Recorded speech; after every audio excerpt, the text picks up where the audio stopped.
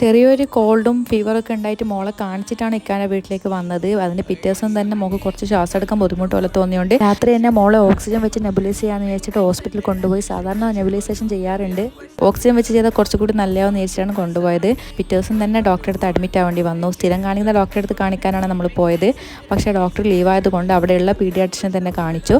എന്നിട്ട് അവിടെ അഡ്മിറ്റായി. ആദ്യമായിട്ടാണ് മക്കളെയും കൊണ്ട് ഇങ്ങനെ അഡ്മിറ്റൊക്കെ ആവുന്നത്. അതും തണുപ്പും പനിയൊക്കെ വന്നിട്ട് കഫക്കെട്ടുണ്ടായിരുന്നു നല്ലോണം. എന്താ ഇങ്ങനെ പറ്റിയെന്ന് അറിയില്ല. ആദ്യം ഒരു പനി വന്നിട്ട് 2 ആഴ്ച ആയിട്ടില്ല, അപ്പോഴത്തേക്ക് രണ്ടാമത് വന്നു. അന്ന് പക്ഷേ ഞാൻ ഡോക്ടറെ അടുത്ത് കാണിച്ചിട്ടുണ്ടായിരുന്നില്ല. എൻ്റെ കയ്യിൽ മരുന്നുള്ളത് കൊണ്ട് അതൊക്കെ കൊടുത്ത് മാറ്റുകയാണ് ചെയ്തത്. മക്കളെയും കൊണ്ട് പുറത്തുള്ള ബുദ്ധിമുട്ട് അറിയാവുന്നതുകൊണ്ടാണ് അങ്ങനെ ചെയ്തത്. പക്ഷേ നമ്മളെപ്പോഴും പെട്ടെന്ന് കാണിക്കുന്നതായിരിക്കും നല്ലത്. ഇല്ലെങ്കിൽ ഇതുപോലെ കഫ കുറച്ച് കഫക്കെട്ടൊക്കെ വന്ന് അഡ്മിറ്റ് ആവേണ്ടി വരും. അപ്പോൾ അവിടുന്ന് ന്യൂമോണിയുടെ ക്ലാസ് എടുത്ത് തന്നിട്ടുണ്ടായിരുന്നു ഒരു നഴ്സ്. അവരുടെ പഠിപ്പിൻ്റെ ഭാഗമായിട്ട് നല്ല വിശദമായിട്ടാണ് ഒക്കെ പറഞ്ഞു തന്നത്.